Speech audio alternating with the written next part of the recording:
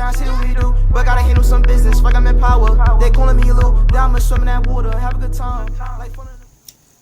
What's going on, my peoples? Welcome back to the RPS Podcast. We're back with another video. And the first thing I want to say before I talk about anything else, I want to say I appreciate everybody for the feedback. I appreciate that. My welcome back video, I guess you want to say, or my debut video. Either way, I appreciate y'all. I appreciate the feedback. Everybody made me feel even better about finally doing this. So we back, man. And at first, I was thinking about starting with, the weekly reviews, Raw, maybe NXT sometimes, probably only with the pay-per-views though, like, or for the main, or the good shows, or the main shows, and AEW of course, and SmackDown. But I wanted my introduction video to, marinate a little bit, this, well-deserved attention. And I said, you know what? We're gonna wake up this early Saturday morning. Right now it's 10:30 at my time in New York. So we up Saturday morning. I wanna give y'all a little calm video, not too crazy, not too long, of course. I feel like for my first few videos, I don't wanna make it not overbearing, but just too long. I wanna be in and out. I want everybody to, get to learn and get used to hearing me talk and see me on the camera, because I'm still getting used to it again, because it's been a while since I've been doing this. So we're going to our sign calm, and as you can see in the title of the video, I am going to talk about the state of professional wrestling in 2025, because when I say this might be right now in the state, Twitter-wise, I guess you want to say, the most mixed reactions with fans ever. Like, everybody had their opinion. I'm talking about like every size on social media. You got the side that's saying, oh, it's great, it's good, everything good, everything great, did it be making money? Shit, we're going to talk about AEW, but AEW is more negative than positive. But with WWE, I think with WWE, it's definitely a lot of mixed reactions. So I'm just giving my quick opinions on both WWE and AEW. In the meantime, between time, I am going to start with WWE first, because I do feel like WWE is like, it's just so mixed. And before I even started recording, I'm gonna be honest, so much stuff, we're in November now, so much things have happened from January to November, where I have to go back and look at like, what happened? Honestly, what's crazy? I really forgot who won the Rumble this year. I had to go back and be like, who won this year? I forgot. Jay. And it's funny that I bring that up now, because I honestly feel like the negative or the mixed reaction with WWE really started from the Royal Rumble. Like, we started with that already. From Jay winning, it was hectic on social media. We had people saying, oh, it's somebody new, that's great, Jay deserves it, this is meant for Jay should have had this run from a long time ago, back in quarantine 2020 and 2021, or even 2023 after the Bloodline did. You had one side saying that, but then the other side saying he's just an entrance.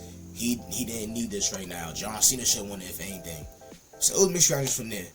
But in my opinion, from how I feel about it, I just think professional wrestling in general has just been mid. I'll be honest. And then I feel like with WWE, it's really just about the moments. And it's crazy, because I feel like WWE always been about the moments and the spectacle and the big feeling of professional wrestling, or not even that, sports entertainment at first, so I feel like that's really what it's about. It's always been about that.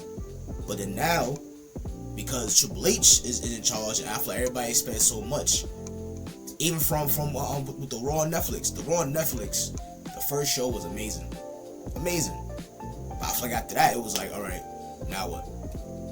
And I'm not saying WWE is bad at all. WWE not bad at all. I think WWE is in a position right now where they're making the most money they ever made. I honestly feel like this is the hottest run they've been on in a while. And TKO play a part in that. Honestly, TKO play a part in a lot of things now.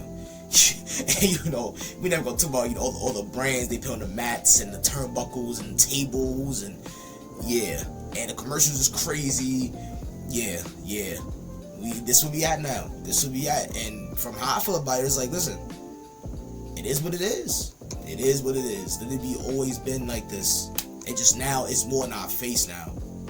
That's all it is, more in our face. And I'm at a point where I've accepted that because that got nothing to do with me in the aspect of the show.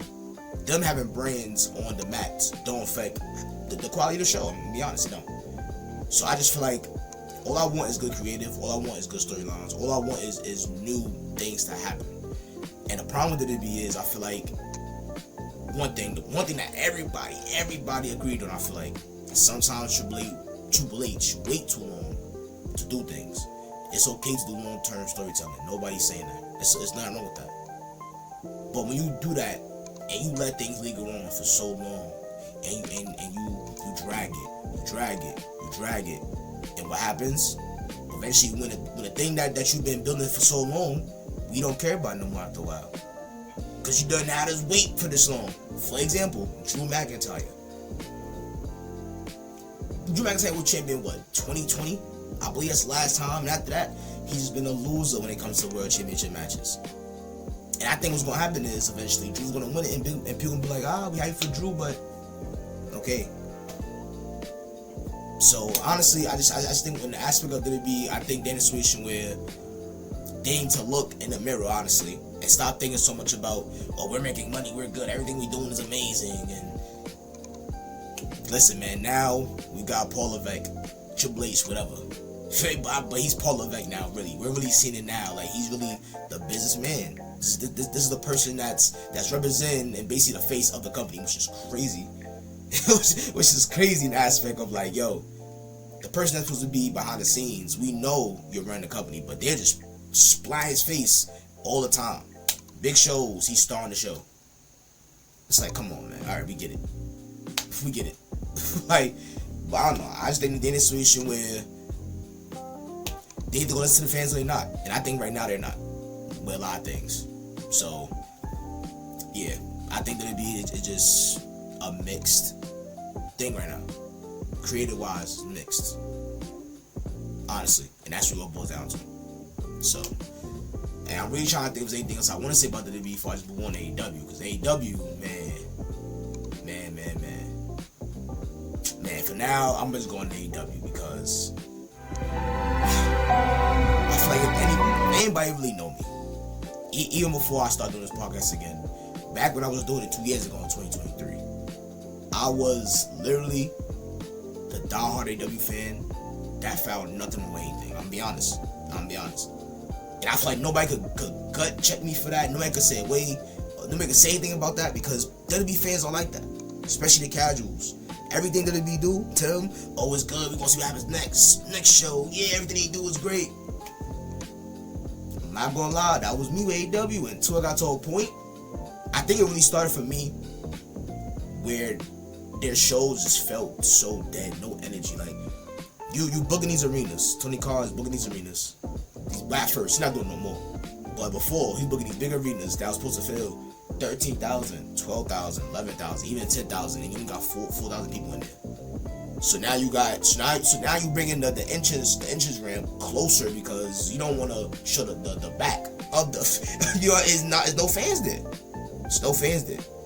So you got 4,000 fans in a 12,000 arena. It's gonna sound dead. There's gonna be echo. The energy not gonna be there. That's what started for me. But I kept pulling through. Nah, it's okay. It's gonna be good. And eventually, it just stayed that way.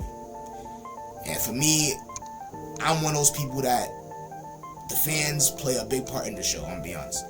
They don't play the full part, but when you have a great crowd and the scenery, like you just watching the show when there's so much people there, the energy there, like that just makes the show better TV wise. But with you don't got that much fans there, it's not gonna work. But started from that, and then it's like I feel like nothing was progressing in AEW. It was the same thing over and over and over again, and it was sad. Like it was like a chart that just slowly kept going down. For me personally, as a fan of AEW, I'm still a fan, of course, but it just kept going down like this. And I was like, damn, like I stopped watching the shows weekly. I don't watch Dynamite. Last time I watched Dynamite live was maybe, I probably can't even tell you, honestly. Like, I don't know, and it's hard because it's like, when when I think about AEW and WWE, when I compare where they are right now, I think it's the same thing with both of them. I think they're both chasing moments. They're both chasing social media moments just to get a reaction from the social media. Have a viral moment, and they think that them have a viral moment, that's gonna make people want to tune in next week. No. We not people not gonna see Derby Allen getting thrown off of a freaking stage into 2 flaming tables and be like, oh my god, I'm gonna watch what's gonna happen next week on Dynamite. It's not enough, bro. It's not enough. It's not. And I think AEW's at a point right now where I feel like I'm speechless about it because it sucks, man. Like, it's kind of heartbreaking to me. Like, it sucks. It really sucks. It really sucks. And to me right now, I think, and it's so bad to say this, but I think AEW's at a point where TNA was, where they have to constantly keep rebuilding over and over and over again. And that's what I was gonna say before I lost my train of thought real quick. AEW needs to have a full reset. But at the same time, AEW hasn't had multiple resets. And if we hear now, AEW is 6 years old now, about to be 7 years old, and they're not going nowhere. Because I be seeing people, when AEW closed down, when it's not enough to keep fans around, everybody going tune out, and they're never get a new media deal, and the money gonna go away. They're not a profitable company. Stop it. Relax. Stop. AEW will forever, going forward, be the number 2 company in professional wrestling. That's what's going to be. And the people that's going to change, TNA is not surpassing AEW. Stop it. It's not happening. People do GCW. If you don't know about GCW, it's like another ECW, honestly, from back then. People thought GCW eventually is going to become a big company, and no. It's going to be WWE first and AEW for the next 10 years. I can promise you that. Fact. Regardless.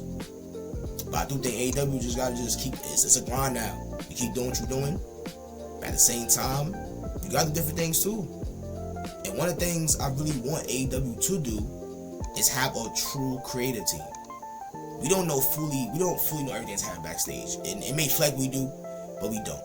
Because they may have a full creative team, but the way it seems, and from what we've been told before, Tony Khan is the main creative person that does everything. That's not good. Obviously, if they at where they are right now, AEW got too many titles. I feel like every week it just matches. It's like, and the stories that they've been trying to make a big thing, it just hasn't hit. Don't let me get started with the Death Rider storyline. Oh my God, people got too much creative freeway in AEW. Cause honestly, I seen John Moxley vision, no pun intended. I seen John Moxley vision with the Death Riders, and then, it was cool at first. This may not be bad until it started dragging, and we got John Moxley at champion, winning the same way every single pay-per-view. And then at All In, Hangman Page won it. Hangman Page won the title, and the run has been dirt. Honestly, the run hasn't been good because I feel like it's nobody that feels truly nameworthy to go for a world championship right now in AEW, because everybody has a freaking title. Like, everybody got a title. So, but yeah, man, it's heartbreaking. Day one fans seeing where AEW's at now, it's heartbreaking. To the point where I didn't watch Blood and Guts live. I didn't watch it live. I seen the highlights. It was cool.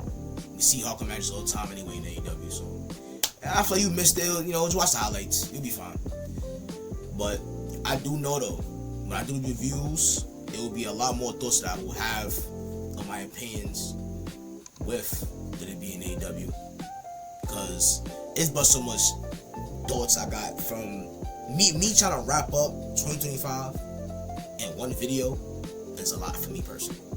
So it will be pieces of things that I will be talking about when I talk about Raw and when I talk about different storylines and everything. Then everything will come together more smoothly. But yeah, man, to end the video, like I said, if I had to give it an opinion right now, or if I had to give one word, 3 letters about how I feel about wrestling right now, I would say Mid. So, hey man, we are in the season of Survivor Series War Games. And I believe that's not next Saturday. That's two Saturdays from now. Because today's the 15th. Yes, 2 Saturdays from now. It's War Games. SmackDown last night. The only thing I will say about that is I see Drew McIntyre is now part of the War Games team. I think everybody kind of pieced together the members of the War Games on both sides perfectly. But we're not sure if John Cena going to join or be in the match. We're not sure if Brock Lesnar going to be in the match. But I'm pretty sure my tribal chief will be in the match. It's going to be so cool if Roman Reigns is in a match and he's going to have Brock in the same match, Drew in the same match, Cody, Punk. Oh man, that's going to cook. And I said to y'all, man, Survivor Series reaction. Our reaction video gonna be so active. I can't wait for that, man. I can't wait. But yeah, man, I appreciate y'all for tuning in to another video. And I also want you guys to drop comments on how you feel the state of what professional wrestling has been in 2025. You know, I'll reply to every comment, and we can chat up in the comments. I don't mind it at all. So, again, wrestling right now is okay.